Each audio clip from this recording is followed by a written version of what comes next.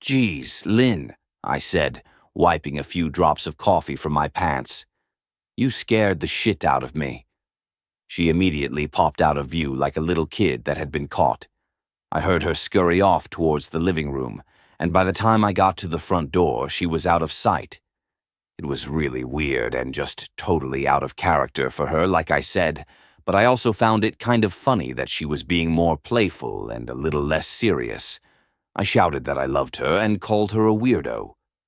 As I shut the door behind me, I heard her laughing. Her behavior was a bit odd, but it certainly wasn't something to call a priest over. I forgot about it by lunch, and by the time I got home, she was her normal self. I didn't bring it up, and neither did she, and life went on. The next incident happened 3 days later. It was around 2 a.m., and I had woken up to get a drink.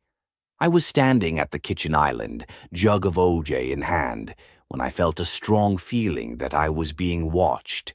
For whatever reason, I looked down at the floor and saw my wife's smiling face staring back. She was peeking at me from the other side of the island, staring up at me with wide, unblinking eyes and grinning. Grinning like the Cheshire Cat. I screamed, I'll admit it. Not out of irritation, but fear. For some reason at that moment I was scared.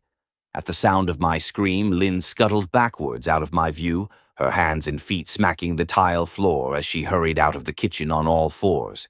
I didn't run after her or even yell after her.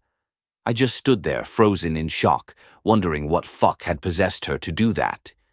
It took me a little longer than I'd like to admit to go back upstairs, but I eventually did.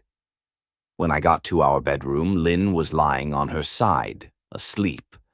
Or at